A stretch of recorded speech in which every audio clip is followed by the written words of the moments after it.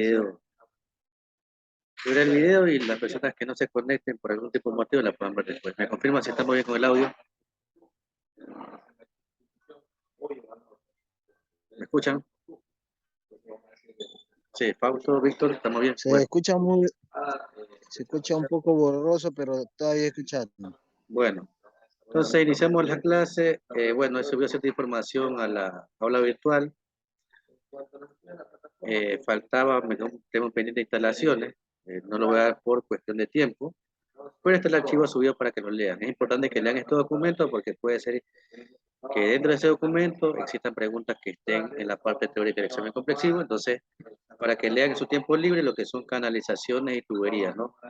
En este documento habla de todos los tipos de canalizaciones, MT, flexible, eh, tanto para instalaciones domiciliarias como para instalaciones industriales.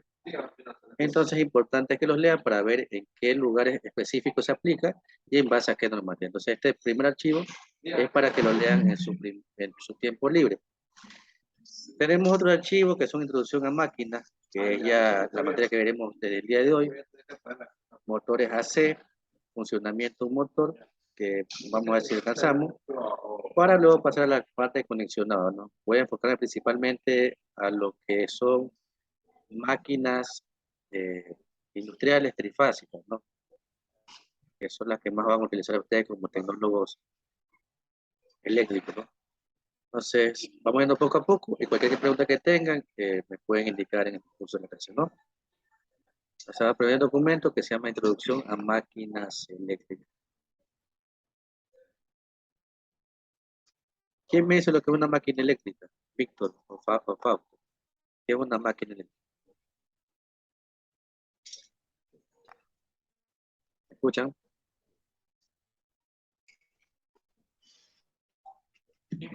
¿Quién manda a realizar el examen? Fausto, ¿me escucha? ¿Quién manda a realizar el examen? Víctor, Sí, profe, sí le escucho, sí, dígame. indíquenme en sus palabras qué es una máquina eléctrica. Bueno, para mí una máquina eléctrica es un dispositivo que para poder funcionar necesita corriente eléctrica o energía. ¿Ya? ¿Qué función cumple? Función cumple. Algo iba a decir Fausto. No, no. Bueno, entonces una máquina en sí es un equipo, dispositivo que nos permite aprovechar la energía producida por esta primero para transformarse de un tipo o no un tipo de otro de energía y luego aplicarla en un determinado trabajo, ¿no? Por ejemplo, en el caso de las máquinas eléctricas tenemos tres principales, que son los transformadores, los motores y los generadores. Cada una cumple una función específica y se aprovecha su energía en la salida de una forma específica. Lo que son los transformadores son máquinas estáticas cuya función es mantener ciertos valores de potencia y transformar, aumentar o disminuir lo que son intensidades y voltaje. En el caso de los motores y generadores son máquinas rotatorias de movimiento, ¿no? Que aprovechan la energía que se transforma a la salida para aplicarle un trabajo, ¿no? Entonces vamos con esa parte.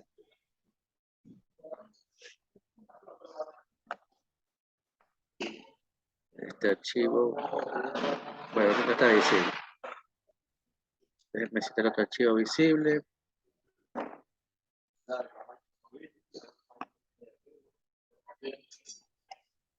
Ya, en el caso del motor eléctrico, que tenemos el archivo, el motor eléctrico su función es transformar la energía eléctrica que ingresa a energía mecánica que se produce en el eje, ¿no?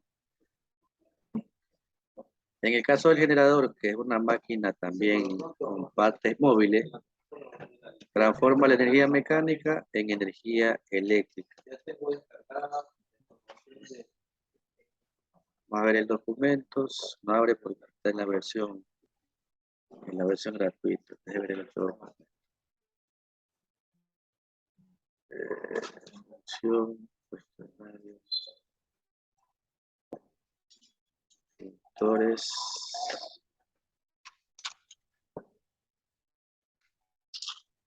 Canalizaciones, vamos a ver si este de aquí es.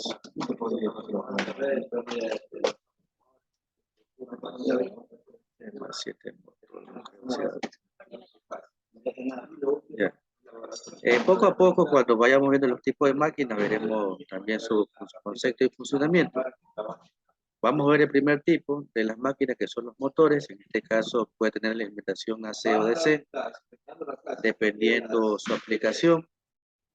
Por ejemplo, en el caso de los DC, que no lo voy a detallar porque no es la temática que nos abarca como examen, tenemos motores que están en serie, en paralelo, motores compuestos y excitación independiente. La desventaja de los motores DC es que el aprovechamiento de la potencia es menor que los motores AC, ¿no? Y de los motores AC tenemos un sinnúmero de clasificación, dependiendo, por ejemplo, el tipo de alimentación. Tenemos monofásico, trifásico, tenemos síncronos, asíncronos en inducción, que son los que se utilizan principalmente en la zona industrial, ¿no? También tenemos un motor que tiene unas características especiales, que son los motores universales cuyas partes se asemejan a los motores DC, pero su alimentación es AC. Aquí tenemos la clasificación de los tipos monofásico y trifásico. Dicen que son los más utilizados en la parte domiciliaria e industrial. Dice también que los motores CC son superiores a los AC en el sentido que se puede aprovechar la velocidad. Esa es una ventaja que tienen los CC. ¿Por qué? Porque si yo necesito aumentar o disminuir la velocidad, lo puedo hacer más fácilmente. En cambio, en el AC tengo que hacer variar ciertas características eléctricas para aumentar o disminuir. Por ejemplo, tengo que hacerle variar la frecuencia. Haciéndole variar la frecuencia a un motor AC, automáticamente también varía su velocidad. Dice, pero aún así es preferible utilizar los AC, dada su sencillez, como por la accesibilidad y trabajo para grandes cargas, ¿no? Ustedes, en el caso de los motores AC, van a encontrar motores con mayores potencias, y los motores DC son motores con pequeñas potencias que no se pueden utilizar en la parte industrial. Aquí tenemos una clasificación dependiendo de la cantidad de líneas. Por ejemplo, ese monofásico, alimentados por una sola línea, pueden funcionar a diferentes voltajes. Bifásico, alimentado por dos líneas, funcionan a 230 voltios. Y trifásico, tres líneas, trabajan a 380 voltios. ¿No? Este voltaje dependiendo del fabricante.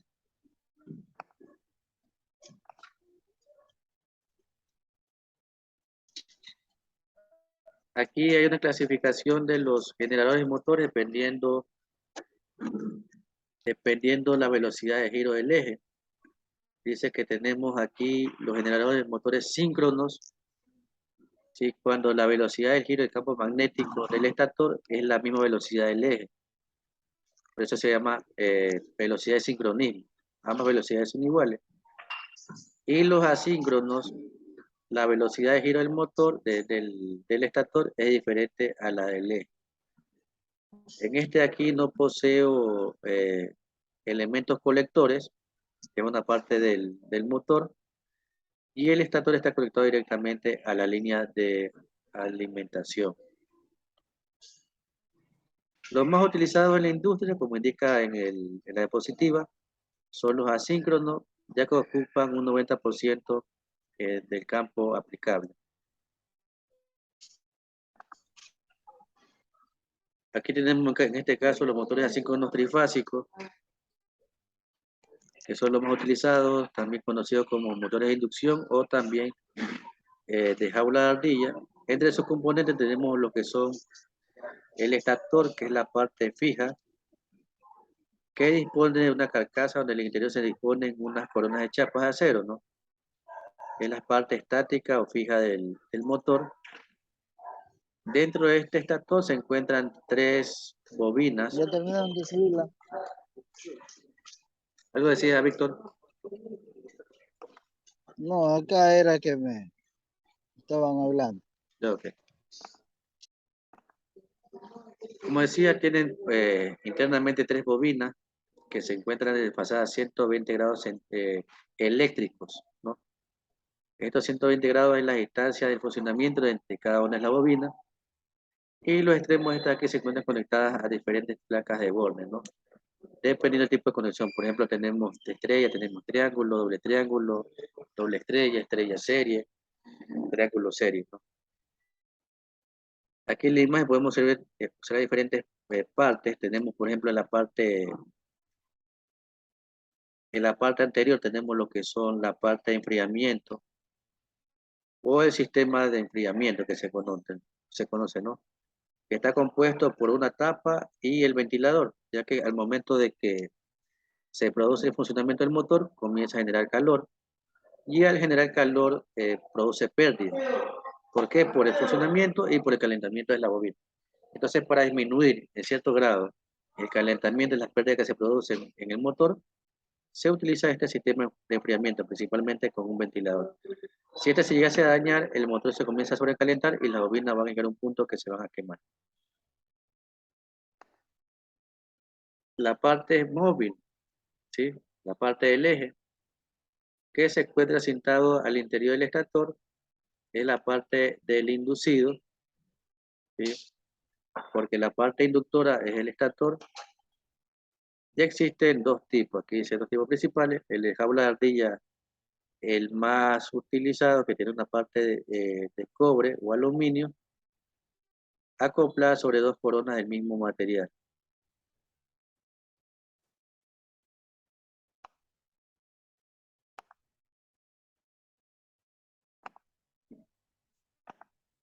Y tenemos el funcionamiento, aquí está cómo actúa el motor al momento de entrar en funcionamiento, tiene un par de polos que me permite definir la cantidad de velocidad que va a generar el motor en su parte del eje, ¿sí?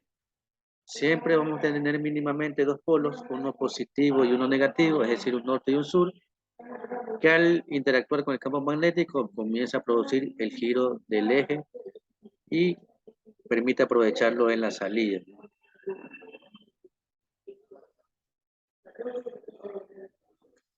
Y dice el principio de su funcionamiento, dice que cuando se conecta el motor, las bobinas inductoras crean un campo magnético en el estator, ¿sí? Luego, en segundo caso, los conductores que forman la parte del eje, y también genera otro campo magnético. Entonces tenemos 2 partes, 2 campos magnéticos, una parte en el inducido y una parte en el inductor. Que cuando interactúan entre sí va a producir el movimiento, ¿no? En cada bobina que se crea un campo magnético, este crece y disminuye, y estas bobinas se encuentran desfasadas, por lo cual se crea un campo magnético variable como se ve en la imagen. Aquí se puede observar, por ejemplo, aquí la fase, ¿sí? La fase 1 y fase 2, cómo interactúan entre sí, y cómo también varía el campo magnético con el transcurso del tiempo.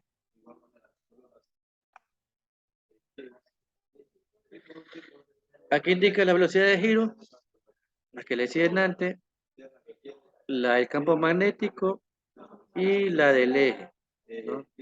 El campo magnético, mediante fórmula, dice que es igual a 60 por frecuencia sobre el par de polos. Los par de polos, como dice su nombre, van de 2, 4, 6, 8, 10, de 2 en 2, y nos permite determinar la cantidad de velocidad en el campo magnético que se va a producir. Aquí tenemos la tabla de las velocidades, por ejemplo.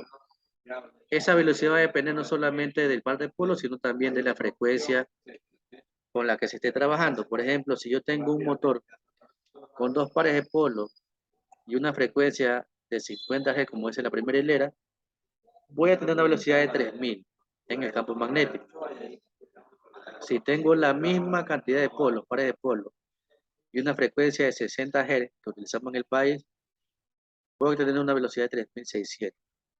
Y así va aumentando la cantidad de polos. Si se dan cuenta, al aumentar la cantidad de polos, va a disminuir la velocidad, ¿no? ¿Sí? Entonces, la velocidad que a mí me interesa no está aquí, que es la campo magnético, sino la velocidad del eje, porque es la que voy a aprovechar para un determinado trabajo. Este 60 va a ser una constante, ¿no? Este 60 no varía. 60 por F, F es la frecuencia. En este caso también va a ser constante porque en nuestro país utilizamos 60. Entonces, 60 por 60 y el que va a variar va a ser la P. Por ejemplo, si fuese 6 pares de polo y con frecuencia 60, yo aplico la fórmula 60 por 60 sobre 6 y voy a obtener una velocidad de 1200. Y también tengo otro concepto clave que es el deslizamiento, que es la diferencia entre las dos velocidades creadas por los campos magnéticos, tanto en la parte del inducido como en la parte inductora, ¿no? N1 en el primer caso es la parte del inducido y N2 la parte, disculpe, N1 la parte inductora y N2 la parte inducida.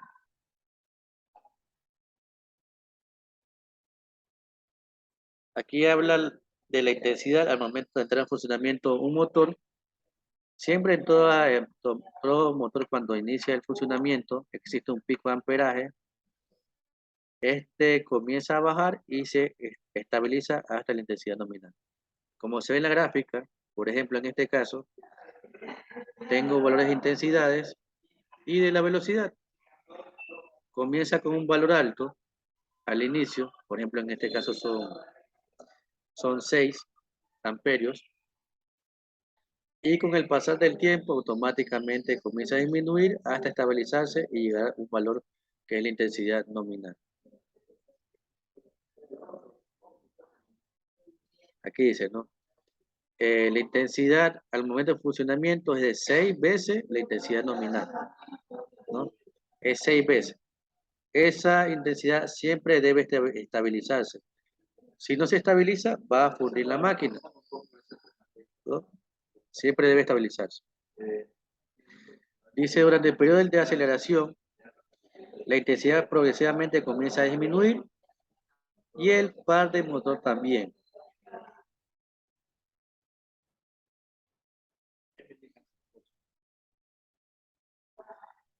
Para evitar este pico se utilizan diferentes métodos para disminuirlo, por eso se utilizan los variadores, se utilizan elementos especiales para disminuirlo y evitar que la máquina se dañe. Aquí tengo las características de un motor asíncrono trifásico. No se olviden que este motor es un motor que tiene partes móviles, a diferencia del transformador que tiene parte estática, y transforma energía eléctrica en energía mecánica, ¿no? Entonces, sencillo y fácil mantenimiento y barato. Aquí también hay que agregarle a estas características la alta eficiencia que posee, ¿no? Ya absorbe muy fácilmente la intensidad elevada que se produce al momento de iniciar el funcionamiento. Aquí habla de lo que es la eficiencia. La eficiencia es la característica que me indica la cantidad de potencia que se aprovecha en el motor. Siempre voy a poseer dos potencias, una potencia de entrada y una potencia de salida. La potencia de entrada es la que me da el fabricante. Potencia de entrada o potencia también se conoce como potencia absorbida, como está aquí, ¿no? P sub ABS. Y la potencia útil es la que yo utilizo, la que se mide en el eje, o también conocida como potencia de salida. Mientras mayor eficiencia tenga el motor, mayor potencia se va a aprovechar del mismo. Es decir, si yo tengo dos motores para escoger y uno tiene una eficiencia del 92% y otro uno del 82%, Yo escojo el 92 porque voy a aprovechar de mayormente la potencia. Las pérdidas de potencia se dan principalmente por el funcionamiento mecánico, muchas veces por las vibraciones, porque los motores no están en bases estables y genera vibración que comienza a dañar el motor, y también por el calentamiento de la bobina al momento del funcionamiento, ¿no? Por eso está el sistema de ventilación o de enfriamiento. Placa de bornes de conexión, eso lo vamos a ver después. Es el lugar específico donde yo voy a conectar los diferentes bornes terminales a las salidas de alimentación. Puede ser como está en la imagen, en tipo estrella o triángulo, si tuviese para 2 voltajes. Y el conexionado se va a definir dependiendo de la alimentación que yo tenga. La placa característica, en esta me indican ciertos valores importantes. Por ejemplo, aquí me indican el tipo de alimentación, en este caso es una alimentación alterna.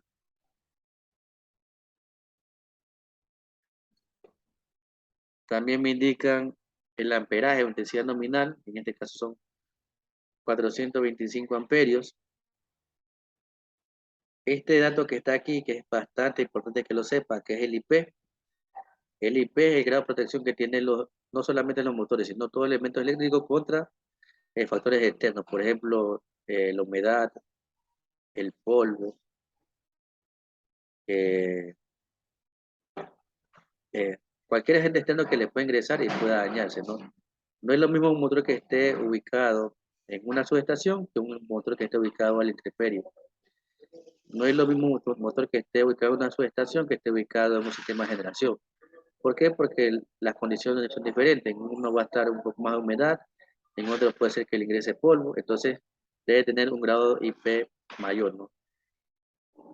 El primero me indica el grado de protección contra polvo y el segundo me indica el grado de protección contra humedad. Mientras mayor sea el número, creo que el máximo es 7, aquí, mucho mejor el motor.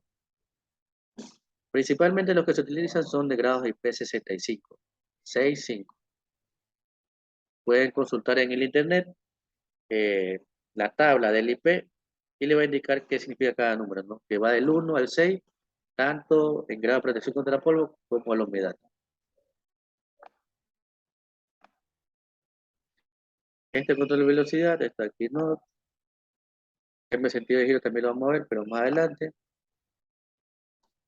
Y la parte del funcionamiento es justamente lo que vamos a ver en este momento en la parte del video. Se nos va a acabar el tiempo, por favor, desconéctese y conéctese de nuevo para poder continuar. ¿Sí?